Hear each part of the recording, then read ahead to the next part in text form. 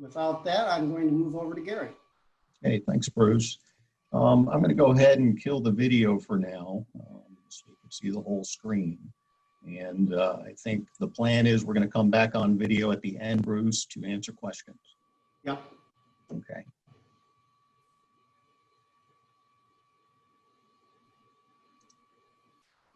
Okay, so when we talk about sourcing, what we're really talking about is sourcing quality flowers. And so here we have a list of factors influencing flower quality. And I think the most important point is that sourcing quality flowers is a commitment. It's a lot of work. And a good wholesaler has close relationships with their growers. They visit the farms, they observe what processes are in place to ensure quality. So, is the farm practicing good sanitation? Are they processing the flowers quickly? Are they getting them from the field and cooled down quickly? All these things are going to affect quality. And as a florist, you should use the same scrutiny when choosing a wholesaler to supply your flowers or a farm to supply you directly. But keep in mind that quality comes at a cost and you get what you pay for. So don't always look for the cheapest prices out there because you really need to pay for quality. It's really important. And also I think it's important to let your wholesaler know when flowers look good. Don't just call them when you have a complaint because this gives them really good feedback when they can connect those high quality flowers back to the grower. And then it allows you to request the flowers from that particular grower next time you order. So the bottom line is it's important to be proactive in your sourcing, and it really is the beginning of building a good post-harvest program. Okay, next slide, please. Okay, so one of the factors that was on our list regarding quality were genetic differences. And this is an example here of how variety selection can really improve the performance of your products. So we have two varieties here, Cultivar A, Cultivar B, two roses that look very much alike, but their vase life performance based on their genetics is very different. So take the time to test different varieties in your shop and see how long they last, because you'll find there are certain varieties that will give you the aesthetics that you want, but also will give you increased vase life and a better experience for the consumer. And we'll go to the next slide. And here we have another example of two yellow cultivars with very different vase life profiles. Sometimes we see an almost doubling of vase life between different cultivars. So when you consider a crop like Freedom Rose, there's a reason Freedom Rose has been the standby red rose for 20 years. It's because it has superior genetics. It ships really well, resistant to disease. All these things play into how well these cultivars perform. So genetics are going to affect things like ethylene sensitivity, respiration rates, disease resistance. So get to know the cultivars that are out there.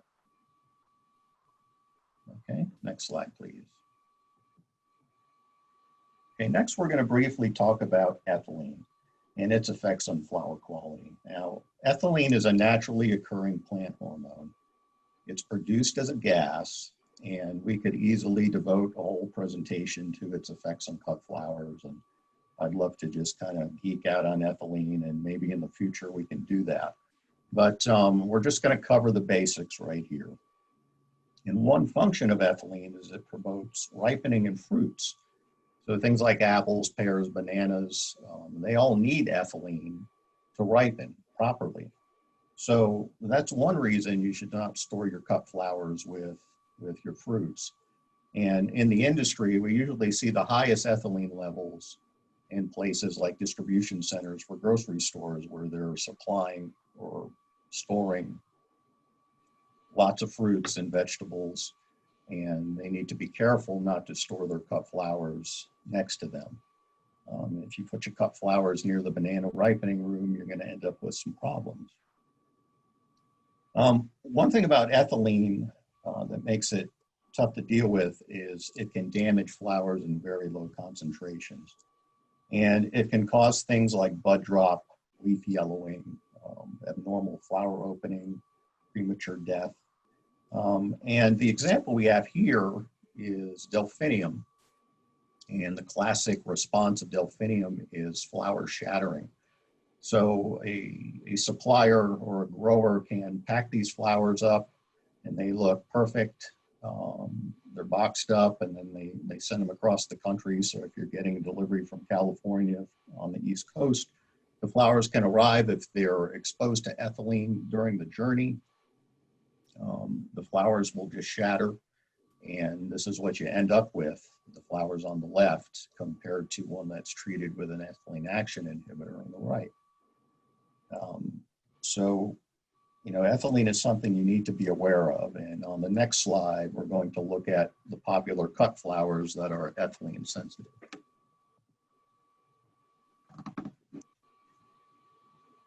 Okay, so here's a list of the popular flowers that are widely used that are ethylene sensitive, and they all will have different symptoms when they're exposed to ethylene. And in the picture here, we actually have roses, which I think the industry in general doesn't consider ethylene sensitive because it varies a lot with cultivar, but some cultivars really are very sensitive to ethylene. And the example we see here is mimicking bentneck. So some varieties of rose, when they're stored too long and exposed to ethylene, they will not open normally. Some will show premature wilting like this. One variety that comes to mind is Oceana, and I don't even know if it's widely produced at all anymore, but it's a nice peach or cream colored rose, and its symptoms are when it's exposed to ethylene, the petals just fall off, similar to a delphinium. But you may have other cultivars of rose that don't show any symptoms. But when using these different types of flowers, educate yourself and be aware of what ethylene symptoms look like, and be aware of what your suppliers are doing to control for it if necessary. So if there is an ethylene sensitive crop that you see on this list, you want to make sure that your growers and your wholesalers are seeing that those flowers are being treated.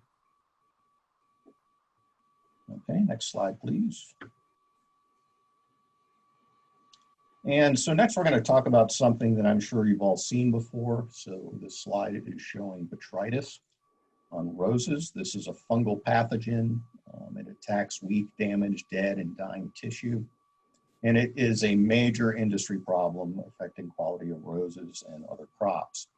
So botrytis spores are common in flower fields and post-harvest areas. For example, if you don't periodically clean out your coolers at the wholesale level and at the grower level, the spores eventually build up in the coolers and in the air system. So it's something that you want to do on I would say a quarterly basis throughout the year. The spores germinate and infect tissues when conditions are wet and humidity is high. During the rainy season, in the flower producing areas of the world, when spore load gets high, there's a better chance that you're going to see botrytis on flowers. The flowers often look great when they're dry packed at the farm, and when they're shipped in the box, there may be a breakdown in the cold chain.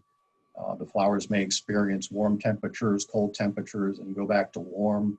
This creates condensation, and it causes the spores to germinate. So once the flowers arrive and you open up the box, it's kind of an extreme case on the bottom there, but you can see infection that is that bad, and that would be a total loss. So it's important to know that your suppliers are treating for botrytis. The good suppliers are doing this. quality flower growers try their best to control the disease with fungicide treatments, good sanitation and cold chain management. But sometimes even taking all these preventive measures does not guarantee success. And if you ever see this in your shop, it's important to get rid of those flowers as soon as possible. Don't try to pick off the petals if there's a severe infection, because you don't want it to sporulate and then infect other flowers in your shop, just causing more problems. So be on the lookout for botrytis.